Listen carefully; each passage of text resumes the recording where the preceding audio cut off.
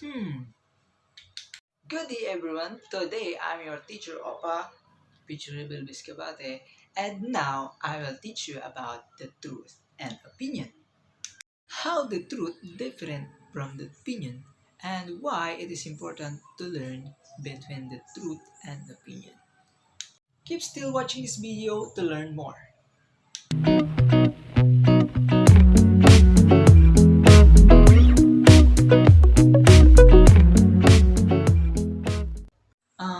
Sir, can I ask you a question? What is the truth? Good question, Tangay Bojack. And now I will teach you about what is the truth. Please take note and keep on learning.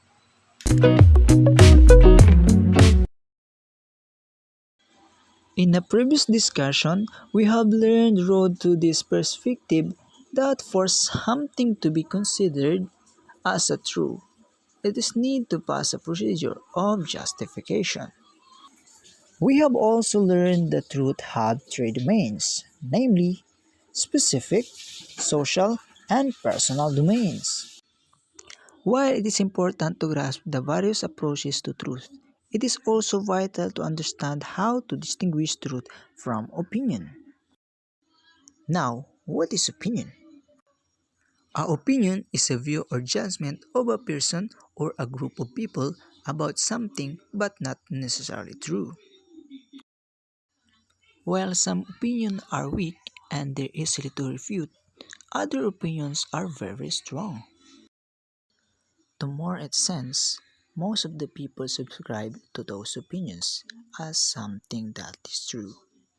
With that, it's necessary for us to critically examine whether the argument is true or just a mere opinion. Again, before something can be considered the true, it is must go through justification procedures.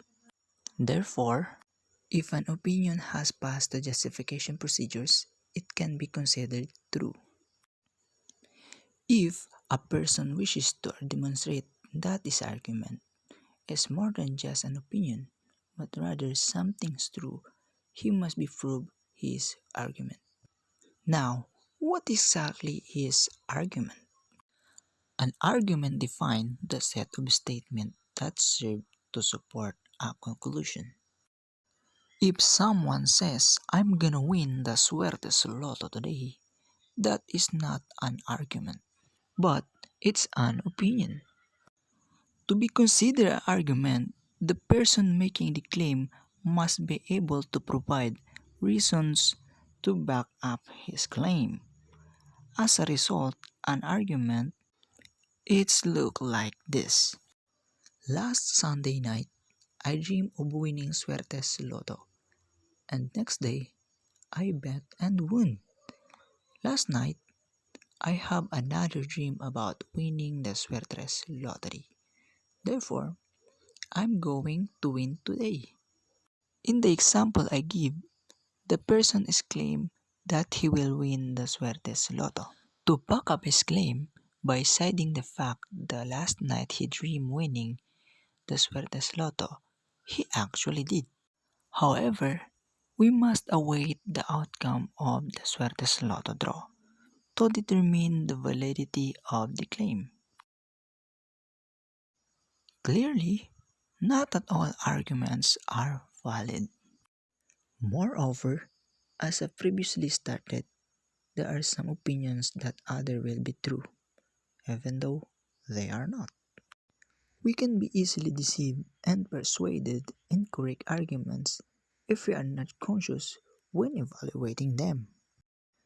To avoid being easily persuaded by the fallacious argument, we must study logic, the branch of philosophy that studies and elaborates on a good argumentation, and logic, arguments that appear to be sound or valid but are fundamentally flawed are referred to as fallacies.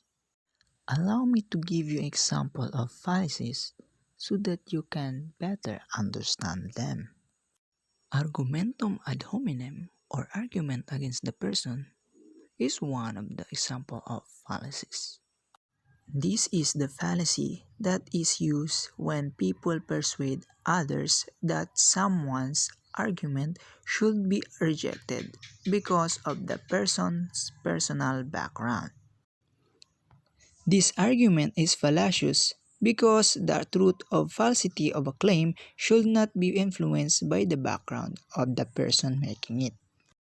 Example: when politician A accuses politician B of corruption, later responds by telling the public not accept accusation because former knows nothing about governance and can even handle his own mess.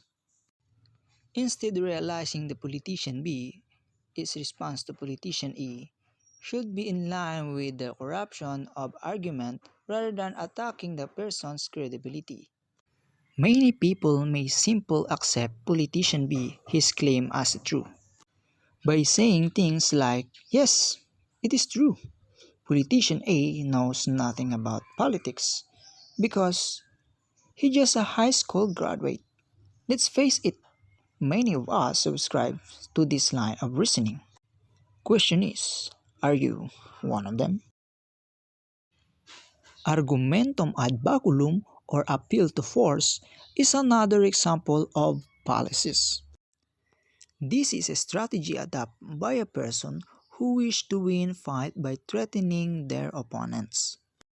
For example, let's say with the most attractive girl in the town with several suitors. Your boyfriend has overhealed and in love with you and has proposed to you. You replied with a no. Instead, that you are not ready yet.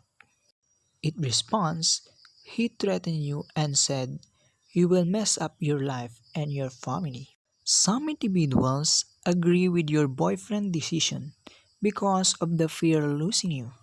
For them, the argument may appear to be valid, but it's a fallacy because we alter them persuading you, but you listening the benefits of marrying him, he instead threatening you. The next will be Argumentum ad Misericordiam or appeal to pity. This fallacy is also known as appeal to emotion. It's an argument employed by the people who wish to manipulate people's emotions to gain their favor. A passage student, for the example, with a concern of academic assignments of mission and requirements may approach you at the end of the grading period and say, Sir, ma'am, please let me pass. I'm having a lot of troubles in life. Have pity on me. If the teacher does not use the reason, the student may persuade him or her out of pity.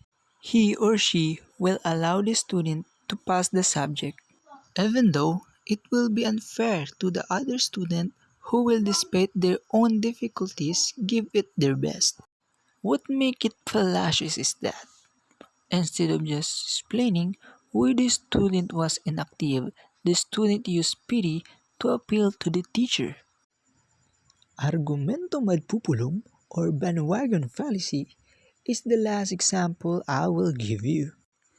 It's a fallacious argument that assumes something is true because of the majority believe it is. For example, the majority of your classmates are cheaters. Sir, many of this classroom have a cheater, especially Tanay Burjo. Shh, quiet that's bad. If you don't think holistically, you can be pursued to do same thing because rest of your classmates do it and get high rates. However, just because everyone is doing something, does it not mean it is right or moral? As the famous dictum goes, what is right, it is right, even if nobody is doing it.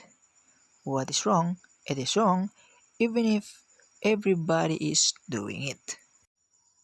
To synthesize, opinion are statements of judgment of a person or a group of people. We should not take them immediately as true. We should always critically examine the opinion and its supporting arguments, because if not, we will immediately deceive of what we see, hear, and consider deemed factual. We will subscribe to wrong belief and opinions and close our doors to learning, knowing, and living what is true. Before this video ends, I will give you some example of statement about the two to get more knowledge in our topic, which is the truth versus opinion. Here's the one of the example of statement in the truth. Jose Rizal died on 1896. This is the truth because it based what the reality happened from the past. And there's so many ways that can validate the truth in this situation if it is cared to look. But if you want to say Jose Rizal is the greatest man who ever lived, it is the opinion. Because it based on the emotion of the people, they have no proof. And to make it summarize the two, there is the sum of their characteristics. An opinion is based on emotions, open to interpretation, cannot be confirmed, and inherently biased. But, on the other hand, truth is based on the facts of reality, can be confirmed with other sources, independent of one's interpretation, and lastly, preferences and biases. And that's all for this video. Thank you for watching. Bye bye. And always remember, God's love you. That's the truth, not the opinion. This is a guided photos about the truth, to gather some knowledge about the truth and opinion. In this picture says, the truth known by actual experience or observation, something known to be true. Examples. I have a blue eyes. That is true because many people sees that you have a blue eyes. Another is York Suburban High School is York Country, Pennsylvania. That is also a true. Another side, our opinion is a belief of judgment that rests or grounds insufficient to produce complete certainty or a personal view, attitude, or appraisal. Examples. I think Miss Lawrence is a very good teacher. What is that? Is that an opinion? Very good. It's opinion because it's a personal view or appraisal of the people, says to Miss Lawrence. Now, let's proceed to another example.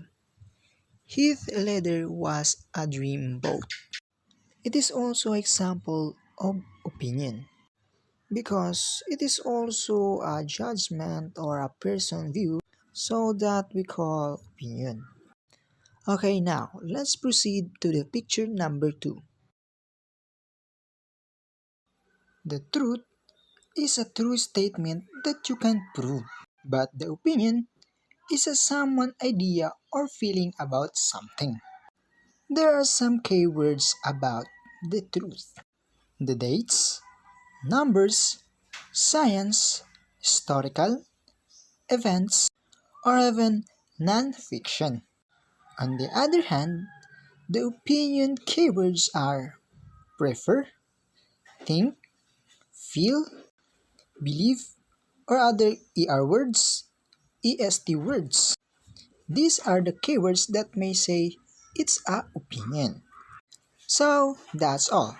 Always remember, truth have a proof and many sources.